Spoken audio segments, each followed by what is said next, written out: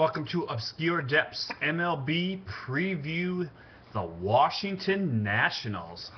Who else is not excited about this team? Seriously, or who else is excited about this team? How can you not be excited about this team? This team went to the playoffs last year, had a little bit of a meltdown, but you know what? They're just going to learn because of it, and I think they're here to stay. They're going to be on top of this division a long time. I'm picking them to win the NL East like they did last year. They were 98 and 64. Very nice team batting average at 261. I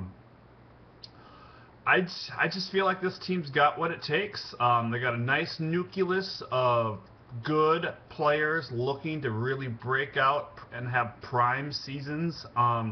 They got that nice stalemate Ryan Zimmerman at third base. This great player.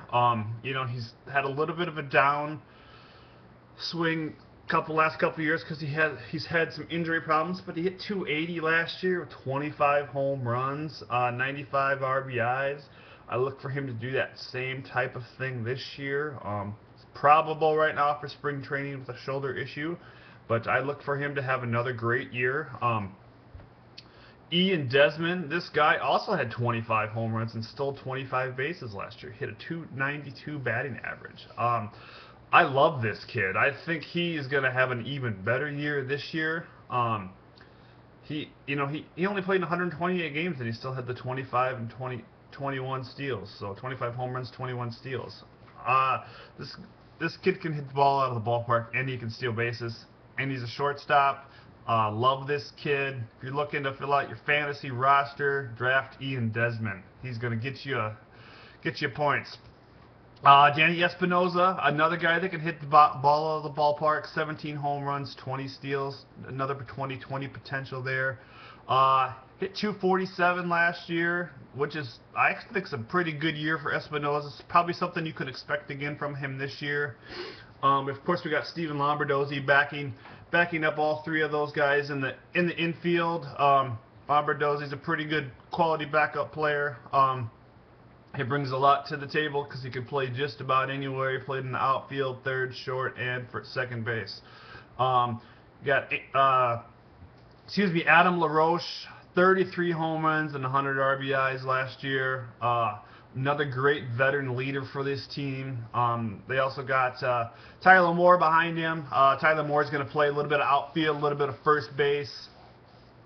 Another young and up-and-coming guy. They also got a guy in the minors named Anthony Rendon that's going to make an appearance this year, I think, if needed. If not, he'll probably be up next year for sure. Kurt Suzuki behind the plate. He's a great catcher. Good leader, too. His numbers have trailed off a bit as the years have gone by, but he's a great leader. They got Wilson Ramos to back him up. Ramos missed a lot of the season last year due to injury, but he's another quality player. He could be ready for spring training, so they got a nice catching battery here. These guys could probably both catch 80 games if they wanted to do that. So this is a great tandem, I think. Let's go to the outfield. Bryce Harper in left. We all know who Bryce Harper is. We all know what he can do. Great player, great young player, only getting better. Got Denard Span in center. Denard's not a guy that's going to hit 280 and hopefully steal you 20 bags. He had 17 last year. He might be the play setter for this team. Probably hit leadoff. I wouldn't be surprised if he doesn't. But he's a great player. Getting up there in age, but he could have another career year. I look for him to have a really good year, especially with these bats around him. Jason Worth in left. Worth missed a lot of time last year, but he could have another quality season. I think he's older now, but he still has potential to have a great year. He's maybe not hit the power numbers, but I look for him to be more of a 290, 300 hitter this year. Maybe not hit as many home runs, but certainly just have a really good season. Especially with these other great bats around him. Let's not forget Roger Bernardina. He's going to back up all these outfield positions. He can hit the ball out of the ballpark. And he can also steal a base. So he's a nice quality backup outfielder. Let's go to the pitching rotation. Steven Strasburg, we all know what he brings to the table. Gio Gonzalez, obviously there's a little bit of a controversy with Gio and the PEDs right now. But nothing is confirmed, so I look for him to have another 15, 20 win season unless something major happens there. Jordan Zimmerman, this guy just keeps getting better, and he's overshadowed by those bigger arms in this rotation. This is a quality pitcher who's still very young and just goes out there every 5 days, takes the ball, and gets the job done. He had 12 wins last year, ERA under 3, only 43 walks too in 195 innings. So this is a good young pitcher. I look for him to get even better this year. I got Danny Herron. Herron had a little bit of a bad year last year. Still had 12 wins on a very good Angels team. ERA's up there. He's getting older. But you know what? There's not going to be a lot of pressure on him. He's got 3 quality starters ahead of him in the lineup. Ahead of him in the rotation. So I think this team is going to expound and maybe win 100 games this year. I just don't see Atlanta. I see Atlanta being better this year. I just don't see the Nationals really relinquishing that #1 spot in the division just yet. I think this Nationals team is going to be very good. Let's not forget Ross Detweiler at the #5 spot.